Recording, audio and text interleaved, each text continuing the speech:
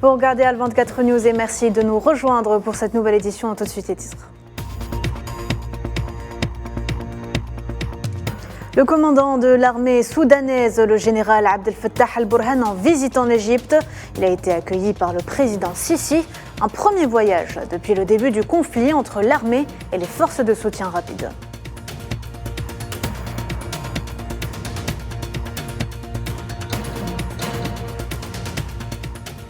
Le Conseil de sécurité planche une nouvelle fois sur le retrait de la MINUSMA du Mali et réaffirme l'importance de l'accord d'Alger qu'il qualifie de pierre angulaire pour la stabilité politique dans la région.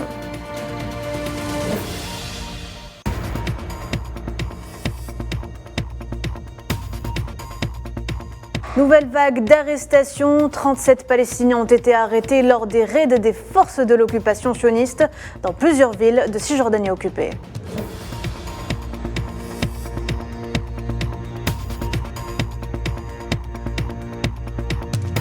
En pleine tourmente économique et commerciale entre Washington et Pékin, la secrétaire américaine au commerce a reçu ce matin par le ministre chinois.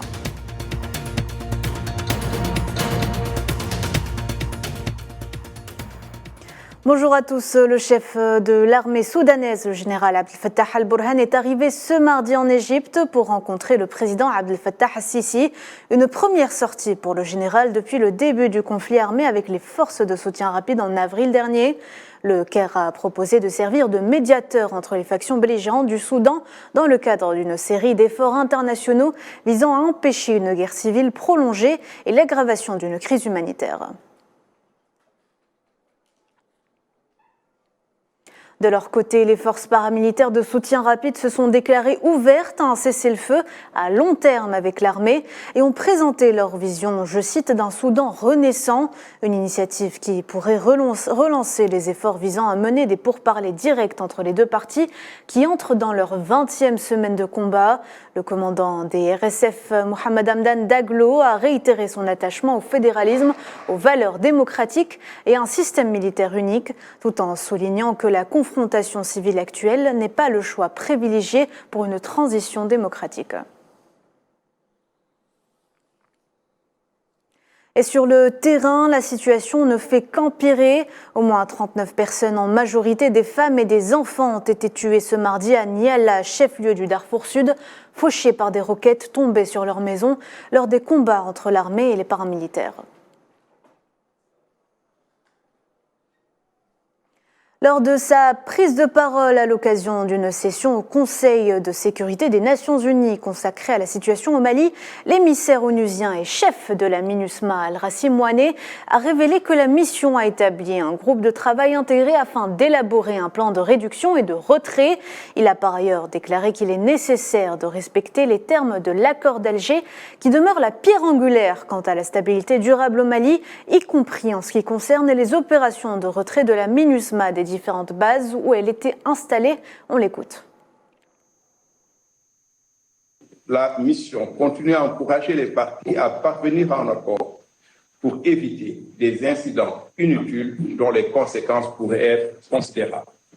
De tels incidents compliqueraient en effet le processus de retrait, affecteraient négativement le travail des entités onusiennes après la clôture de la mission et compromettraient sérieusement les perspectives de reprise, la mise en œuvre de l'accord de paix, qui est une pierre angulaire de la stabilisation à long terme du Mali. À ce propos, le ministre malien de la Réconciliation a réaffirmé dans un communiqué l'attachement du gouvernement de transition aux dispositions de l'accord de paix dit accord d'Alger, signé en 2015. La crise au Niger est source de préoccupation pour le pays de la région, dans une conjoncture marquée par une recrudescence de l'instabilité au Sahel. À Niamey, la mobilisation populaire demandant le départ des troupes françaises ne faiblit pas, alors que les craintes restent présentes concernant une éventuelle intervention militaire dans le pays. Les tensions sont également vives à l'est du pays, dans les confins frontaliers entre le Tchad et le Mali, mais également au Nord Mali, où la mission de la MINUSMA touche à sa fin. Sofiane Baroudi. C'est ainsi que Alors que le délai fixé par le CNSP demandant le départ de l'ambassadeur de France de Niamey a expiré, les tensions sont toujours vives, à l'ombre d'une mobilisation populaire qui ne donne pas de signe d'affaiblissement, revendiquant principalement le départ des troupes françaises stationnées au Niger. Si les craintes concernant une éventuelle intervention militaire au Niger continuent de marquer le paysage politique, une alliance entre le CNSP et les gouvernements de transition au pouvoir à Bamako et Ouagadougou paraît être entérinée. Les trois ont réitéré que toute agression contre le Niger serait considérée comme un acte de guerre et impliquerait une riposte. Pour rappel, la situation dans la région du Sahel est marquée par la prolifération des groupes terroristes qui pourraient être dynamisés par le recours à la violence. Dans ce sillage, une opération conjointe aurait permis l'élimination de plusieurs chefs terroristes dans la zone des trois frontières, particulièrement touchée par ce fléau. Ceci alors que le bureau de la MINUSMA à Ménaka a été officiellement fermé après que la mission multidimensionnelle de l'Organisation des Nations Unies ait pris fin et que la prise de contrôle de la base de Bir dans la région de Timbuktu par les forces armées maliennes a été un facteur supplémentaire de tension avec les ex-rebelles de la CMA dans une région particulièrement fragilisée par la conjonction de la crise humanitaire et sécuritaire. De l'autre côté, aux confins entre le Niger, le Tchad et la Libye, on enregistre aussi une recrudescence des tensions, particulièrement dans la région du Tibesti, où l'armée tchadienne a lancé dernièrement une offensive contre les organisations politico-militaires rebelles. Les opérations ont été conduites personnellement par le président de la transition, le général Mohamed Idriss Déby. Il a annoncé à l'occasion de sa visite de terrain dans la région la volonté de N'Djamena de sécuriser la région et de soutenir le développement, notamment de la filière aurifère, au cœur de toutes les convoitises. De l'autre côté de la frontière, toujours dans la zone montagneuse et désertique du Tibesti, l'armée de Haftar, qui contrôle la Cyrénaïque, a également lancé une offensive contre les positions du FACT, au sud de la Libye. Une manœuvre militaire d'ampleur à un peu plus d'une centaine de kilomètres au sud de Sebha, épicentre du faisan libyen. Dans une conjoncture trouble et marquée par de nombreuses incertitudes et préoccupations, beaucoup d'observateurs voient se mouvoir l'ombre de la France qui subit un échec stratégique dans la région du Sahel et qui aspire à trouver le moyen de se redéployer ou du moins de se sortir avec les moindres maux d'un chaudron africain en manifeste ébullition. Et lors de la conférence annuelle des ambassadeurs organisée à l'Élysée lundi, Emmanuel Macron a défendu le maintien en poste de l'ambassadeur à Niamey, alors que la France ne reconnaît pas la prise de pouvoir par les militaires qui demandent son départ. Mesdames, je pense que notre politique est la bonne. Elle repose sur le courage du président Bazoum, sur l'engagement de nos diplomates, de notre ambassadeur sur le terrain, qui reste, malgré les pressions, malgré tout et malgré toutes les déclarations d'autorité illégitimes, grâce à l'engagement de nos forces de sécurité intérieure et de nos militaires. Engagés, il ne faut pas céder à un narratif utilisé par les putschistes qui consisterait à dire notre ennemi est devenu la France. Le problème des Nigériens aujourd'hui sont des putschistes qui les mettent en danger parce qu'ils abandonnent la lutte contre le terrorisme, parce qu'ils abandonnent une politique qui était bonne économiquement pour eux et qui sont en train de perdre tous les financements internationaux qui étaient en train de leur permettre de sortir de la pauvreté. Le président Macron a incité les chefs de la CEDEAO à poursuivre leur élan vers une intervention militaire au risque de subir le même sort que Mohamed Bazoum. Et donc notre politique est simple. On ne reconnaît pas les putschistes. On soutient un président qui n'a pas démissionné, aux côtés duquel nous restons engagés. Et nous soutenons l'action diplomatique, et quand elle le décidera, militaire, de la CEDEAO. Je pense que tous les présidents de la région sont à peu près conscients du destin qui leur sera réservé. Et la faiblesse que d'aucuns ont d'ailleurs montrée à l'égard des putschs précédents a nourri des vocations régionales. Il y a une épidémie de putsch. Dans le reste de l'actualité, les forces d'occupation sionistes ont arrêté dans la nuit de lundi à mardi 37 Palestiniens de différentes régions de Cisjordanie occupées. Selon un communiqué du club palestinien du prisonnier, une douzaine de Palestiniens ont été arrêtés lors d'une prise d'assaut à Al-Khalil et des dizaines d'autres dans les villes de Ramallah et de Naplouse. À noter qu'un nouveau rapport des Nations Unies fait état de 172 Palestiniens tombés en martyrs dans les territoires occupés depuis le début de cette année 2023, dépassant le nombre total de personnes tuées par l'occupation sioniste au cours de l'année écoulée.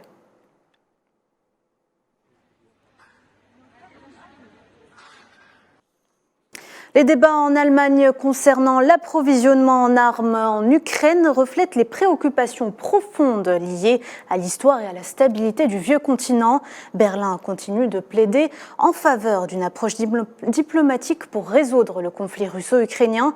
Cette situation délicate pourrait compromettre la sécurité régionale et la stabilité européenne. Mohamed Wali Ben Chaban. La crise russo-ukrainienne suscite des débats élargis à travers le monde. L'approvisionnement en armes au profit de Kiev est devenu un sujet clivant chez même les Occidentaux. C'est le cas en Allemagne où le Parlement exprime ses préoccupations quant à une intensification de l'escalade par le biais de la fourniture d'armes, préférant trouver des solutions diplomatiques pour la résolution du conflit.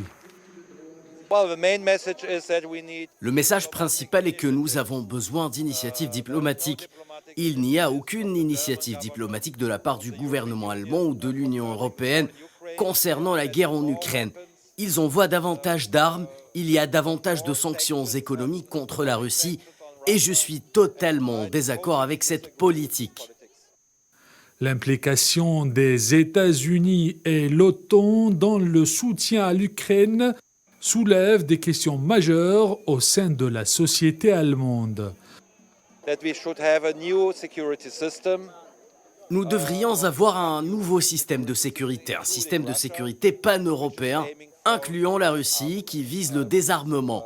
Au lieu de cela, l'OTAN s'est élargie surtout à l'Est, ce qui est devenu de plus en plus pour la Russie une menace qui est une des causes les plus profondes de la guerre actuelle.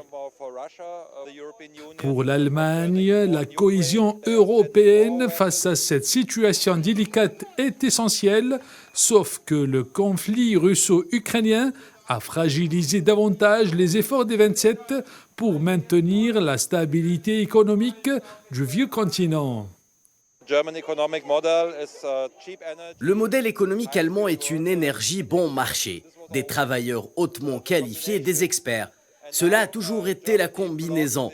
Et maintenant, l'Allemagne a bloqué le gaz bon marché en provenance de Russie, ainsi que le pétrole. Maintenant, elle doit l'acheter très cher sur le marché mondial, par exemple aux États-Unis, le GNL, qui est principalement du gaz de fracturation hydraulique. Cela affecte très lourdement l'économie allemande. L'approvisionnement en armes au profit de l'Ukraine peut entraîner des conséquences incontrôlables en Europe.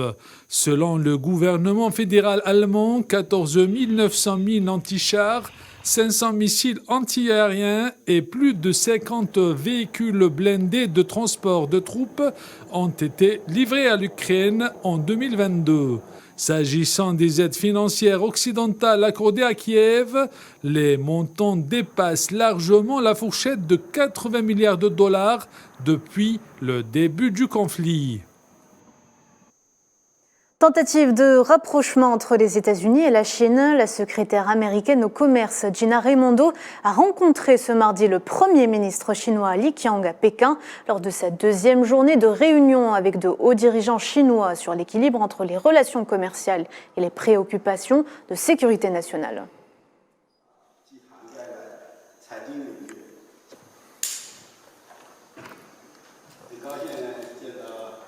Je suis disposé à travailler avec vous pour créer un bon environnement politique pour la coopération entre les secteurs commerciaux des deux pays et pour promouvoir le développement régulier et prévisible du commerce et des investissements bilatéraux afin d'insuffler un nouvel élan à la reprise économique mondiale. Comme vous le dites, la grande majorité des relations commerciales et d'investissement entre les deux pays ne sont pas liées à des préoccupations de sécurité nationale. Nous sommes déterminés à promouvoir le commerce et les investissements dans nos deux intérêts. Le dirigeant nord-coréen Kim Jong-un a appelé ce mardi au renforcement des forces navales du pays en raison du risque de guerre nucléaire, accusant les États-Unis de transformer les eaux proches de la péninsule coréenne en eaux instables au moment où Séoul, Washington et Tokyo effectuent des exercices navals conjoints. Et voilà, c'est la fin de ce journal. Merci de l'avoir suivi. L'information continue sur Al24 News. Au revoir.